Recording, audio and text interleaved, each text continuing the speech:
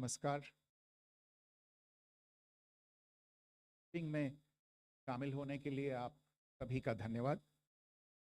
जैसा कि आप सभी जानते हैं, 22 अप्रैल 2025 को लश्कर तैयबा से संबंधित पाकिस्तानी और पाकिस्तान प्रशिक्षित आतंकवादियों ने भारत में जम्मू और कश्मीर के पहलगाम में भारतीय पर्यटकों पर बर्बरतापूर्ण हमला किया। 25 भारतीयों और एक नेपाली नागरिक को कायरतापूर्ण मौत के घाट उतार दिया गया। मुंबई के 26 नवंबर 2008 के हमलों के बाद यह भारत में हुई किसी आतंकवादी हमले में मारे गए आम नागरिकों की संख्या की दृष्टि से सबसे गंभीर घटना है। पहलगाम का हमला अत्यधिक बर्बरतापूर्ण था, जिसमें वहां मौजूद लोगों को करीब से और उनके परिवारों के सामने सिर पर गोली मारी गई। हत्या के इस तरीके से परिवार के सदस्यों को जानबूझकर आघात पहुंचाया गया। साथ ही उन्हें यह नसीहत भी दी गई कि वे वापस जाकर इस संदेश को पहुंचा दें। यह हमला स्पष्ट रूप से जम्मू और कश्मीर में बहाल हो रही सामान्य स्थिति को बाधित करने के उद्देश्य से किया गया था। चूंकि पर्यटन फिर से अर्थव्यवस्था का मुख्य आधार बन रहा था, इस हमले का मुख्य उद्देश्य इसे प्रतिकूल रूप से प्रभावित करना था। पिछले वर्ष आप सभी जानते हैं 2.25 करोड़ से अधिक पर्यटक कश्मीर आए थे। इस हमले का मुख्य उद्देश्य इसलिए संभवतः यह था कि इस संघ राज्य क्षेत्र में विकास और प्रगति को नुकसान पहुंचाकर इसे पिछड़ा बनाए रखा जाए और पाकिस्तान से लगातार होने वाले सीमा पार आतंकवाद के लिए उपजाऊ जमीन बनाने में सहायता की जाए। हमले का यह तरीका जम्मू और कश्मीर और शेष राष्ट्र दोनों में सांप्रदायिक दंगे भड़काने के उद्देश्य से भी प्रेरित था। इसका श्रेय सरकार और भारत के सभी नागरिकों को दिया जाना चाहिए कि इन प्रयासों को विफल कर दिया गया। एक समूह ने खुद को रेजिस्टेंस फ्रंट TRF कहते हुए इस हमले की जिम्मेदारी ली है। यह समूह संयुक्त राष्ट्र द्वारा प्रतिबंधित पाकिस्तानी आतंकवादी समूह लश्कर तैयबा से जुड़ा हुआ है। यह उल्लेखनीय है कि भारत ने मई और नवंबर 2024 में संयुक्त राष्ट्र की 1267 कमेटी की सैंक्शंस मॉनिटरिंग टीम को अर्धवार्षिक रिपोर्ट प्रस्तुत की थी, जिसमें TRF के बारे में साफ इनपुट दिए गए थे। इससे पाकिस्तान स्थित आतंकवादी समूहों के लिए कवर के रूप में TRF की भूमिका सामने आई थी।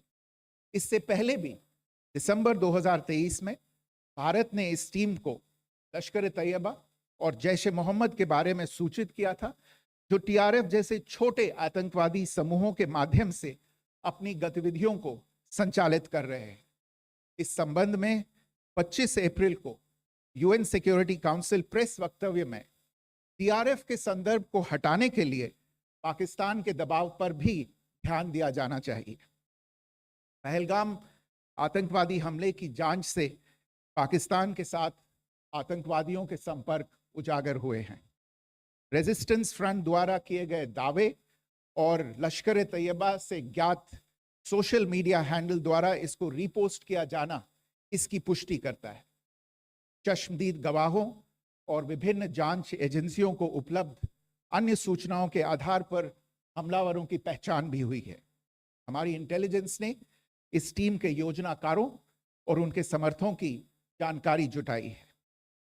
इस हमले की रूपरेखा भारत में सीमा पार आतंकवाद को अंजाम देने के पाकिस्तान के लंबे ट्रैक रिकॉर्ड से भी जुड़ी हुई है, जिसके लिखित और स्पष्ट दस्तावेज उपलब्ध हैं। पाकिस्तान दुनिया भर में आतंकवादियों के लिए एक शरण स्थल के रूप में पहचान बना चुका है। यहाँ अंतर्राष्ट्रीय स्तर पर प्रतिबंधित आतंकवादी सजा पाने से बचे रहते हैं। इसके अलावा पाकिस्तान ने इस मुद्दे पर विश्व और फाइनेंशियल एक्शन टास्क फोर्स जैसे अंतर्राष्ट्रीय मंचों को जानबूझकर गुमराह करने के लिए भी जाना जाता है। साजिद मीर का मामला, जिसमें इस आतंकवादी को पाकिस्तान ने मृत घोषित कर दिया था और फिर अंतर्राष्ट्रीय दबाव के परिणाम स्वरूप वो जीवित पाया गया, इसका सबसे स्पष्ट उदाहरण है। ये स्वाभाविक है कि पहलगाम में हुए इस हमले से जम्मू और कश्मीर के साथ साथ भारत के अन्य भागों में भी आक्रोश देखा गया। हमलों के बाद भारत सरकार ने स्वाभाविक रूप से पाकिस्तान के साथ संबंधों को लेकर कुछ कदम उठाए। आप सभी उन निर्णयों से अवगत हैं जिसकी घोषणा 23 अप्रैल को की गई थी।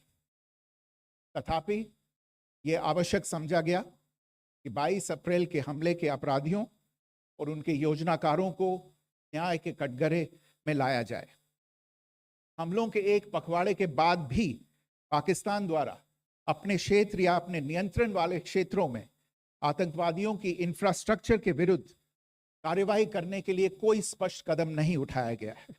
उल्टे वो इनकार करने और आरोप लगाने में ही लिप्त रहा है। पाकिस्तान आधारित आतंकवादी मॉड्यूल्स पर हमारी खुफिया निगरानी ने संकेत दिया है कि भारत के विरुद्ध आगे भी हमले हो सकते हैं। अतः इनको रोकना और इनसे निपटना दोनों को बेहद आवश्यक समझा गया।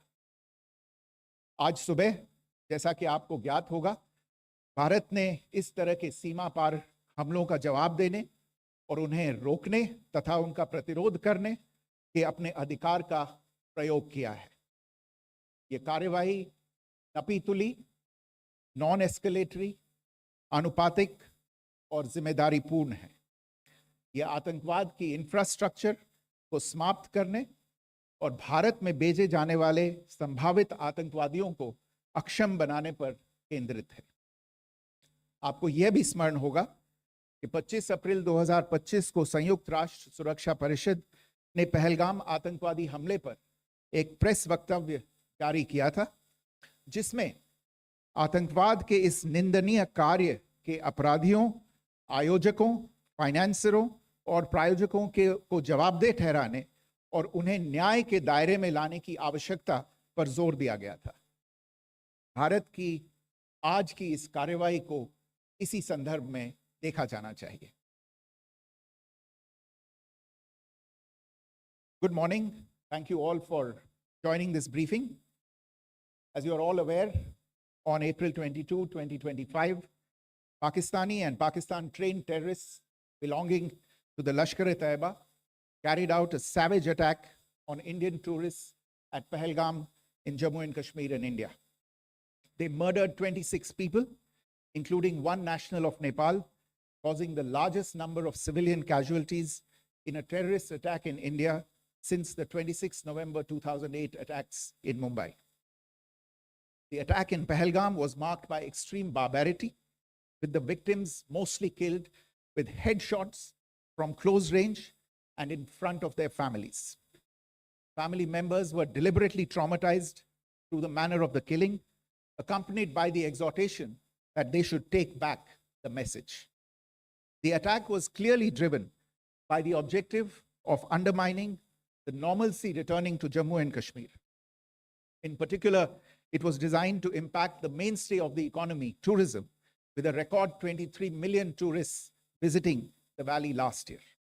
The calculation, presumably, was that harming growth and development in the Union Territory would help keep it backward and create fertile ground for continued cross-border terrorism from Pakistan. The manner of the attack was also driven by an objective of provoking communal discord, both in Jammu and Kashmir and the rest of the nation. It is to the credit of the government and the people of India that these designs were foiled. A group calling itself the Resistance Front has claimed responsibility for the attack. This group is a front for the UN-proscribed Pakistani terrorist group Lashkar-e-Taiba. It is notable that India had given inputs about the TRF in the half-yearly report to the monitoring team of the UN's 1267 Sanctions Committee in May and November 2024, bringing out its role as a cover for Pakistan-based terrorist groups. Earlier too, in December 2023, India had informed the monitoring team about Lashkar and Jaish-e-Mohammed operating through small terror groups such as the TRF. Pakistan's pressure to remove references to TRF in the April 25 UN Security Council press statement is notable in this regard. Investigations into the Pahalgam terror attack have brought out the communication notes of terrorists in and to Pakistan. The claims made by the Resistance Front and their reposting by known social media handles of the Lashkar-e-Taiba speak for themselves. Identification of the attackers based on eyewitness accounts as well as other information available to law enforcement agencies has also progressed. Our intelligence has developed an accurate picture of the planners and backers of this team. The features of this attack also tie in with Pakistan's long track record of perpetrating cross-border terrorism in India, which is well documented and beyond question. Pakistan also has a well-deserved reputation as a haven for terrorists from around the world, with internationally proscribed terrorists enjoying impunity there. In addition, Pakistan has been known to willfully mislead the world and international forums, such as the Financial Action Task Force, on this issue. The Sajid Mir case, in which this terrorist was declared dead and then, in response to international pressure, brought back to life, found alive and arrested, is the most glaring example. The latest attack in Pahalgam has understandably generated deep anger in Jammu and Kashmir and in other parts of India. Following the attacks, the government of India naturally responded with a set of initial measures relating to our engagement with Pakistan. You're all aware of the decisions that were announced on the 23rd of April. However, it was deemed essential that the perpetrators and planners of the 22nd April attack be brought to justice. Despite a fortnight having passed since the attacks, there has been no demonstrable step from Pakistan to take action against the terrorist infrastructure on its territory or on territory under its control. Instead, all it has indulged in are denials and allegations. Our intelligence monitoring of Pakistan-based terrorist modules indicated that further attacks against India were impending. There was thus a compulsion both to deter and to preempt. Earlier this morning, as you would be aware, India exercised its right to respond and preempt as well as deter more such cross-border attacks. These actions were measured, non-escalatory, proportionate, and responsible. They focused on dismantling the terrorist infrastructure and disabling terrorists likely to be sent across to India. You would also recall that the Security Council on 25th April 2025 had issued a press statement on the Pahalgam terror attack, underlining, and I quote, the need to hold perpetrators, organizers, financiers, and sponsors of this reprehensible act of terrorism accountable and bring them to justice, unquote. India's latest actions should be seen in this context. Joining me for this briefing on our actions earlier this morning are Colonel Sophia Qureshi and Wing Commander Vyomika Singh. I will request them to share some details regarding Operation Sindoor with all of you.